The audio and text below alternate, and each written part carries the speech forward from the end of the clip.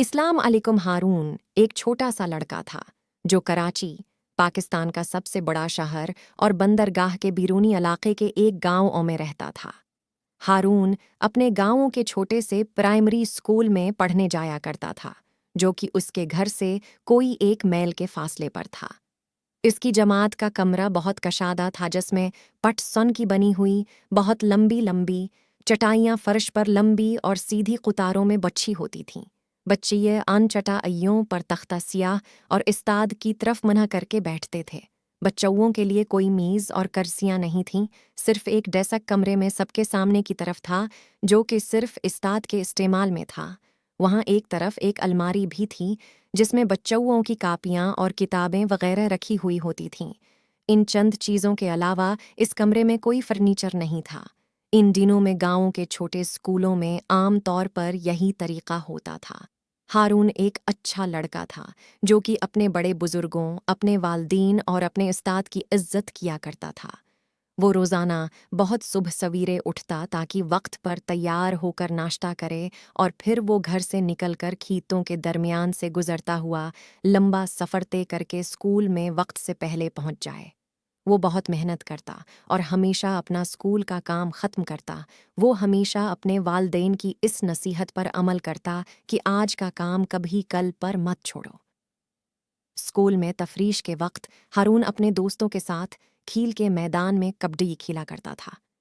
ये खेल पाकिस्तान के देहाती इलाकों के नौजवानों के दरमियान बहुत मकबूल है, और हारून को भी ये खेल खेलना बहुत पसंद था। हारून के हमसाए में एक धोबी भी रहा करता था, जिसका नाम ताजू था। ताजू के पास एक मर यलसा गद्दा था, जिस पर सवार होकर वो हर हफ्ते करीब के एक कस्बे में जाता और वहाँ के लोगों से मेले कपड़ों की गुठड़ियाँ जमा करके लाता। फिर वह गधे पर सवार होकर कपड़ों के साथ दरिया पर जाता और वहां पर वो कपड़े धो कर लाता। ताजू की एक बड़ी आदत थी कि जब वो गधे पर सवार होता तो वो बेचारे गधे की टांगों पर जोर जोर से छड़िए मारता जाता था।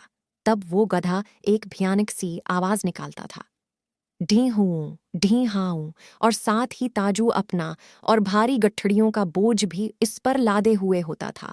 फिर शाम को वो गड्ढे पर सवार धले हुए कपड़ों की गठड़ियों का बोझ भी इस पर लादे हुए उसकी टांगों पर छौड़ी मारता हुआ वापस आता था।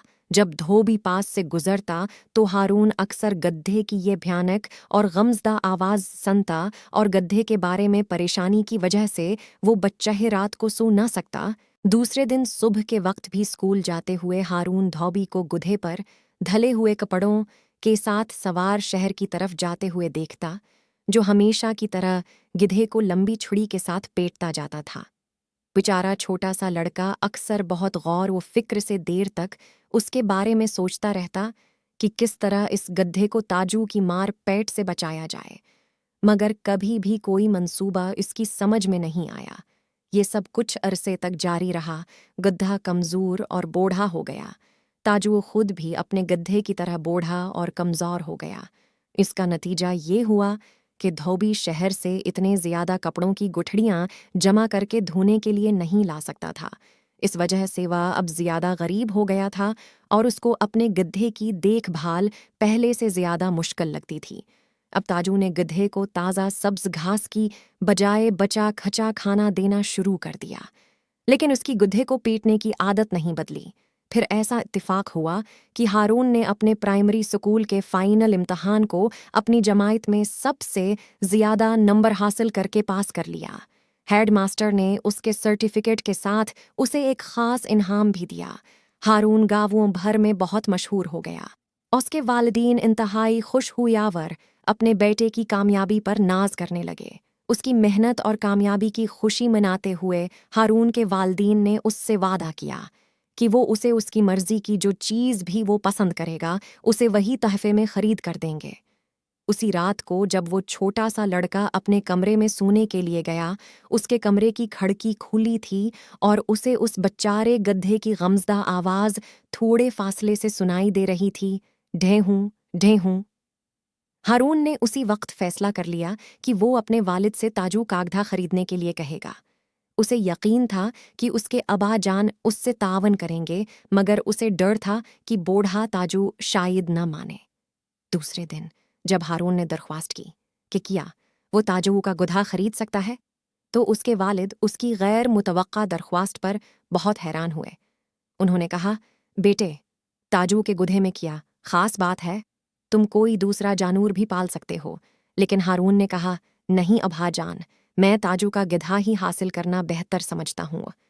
تب اس چھوٹے سے لڑکے نے اپنے والد کے سامنے تمام کہانی بیان کی کہ کس طرح تاجو اپنے گدھے کو ایک لمبی چھڑی سے مارتا ہے اور کس طرح وہ اپنے گدھے سے کپڑوں کی بھاری گٹھڑیاں اٹھواتا ہے اور اسے کھانے کے لیے تازہ گھاس کی بجائے بچا کھچا کھانا اس کے آگے ڈال دیتا ہے۔ ہارون نے اپنے والد کو وضاحت کر کے بتایا کہ کس طرح وہ عرصے سے بچارے گدھے کو اس سخت ظلم سے بچانے کی خواہش رکھے ہوئے تھا۔ اس کی داستان سننے کے بعد اس کے والد اپنے بیٹے کے لیے اس بوڑھے گدھے کو خریدنے پر راضی ہو گئے۔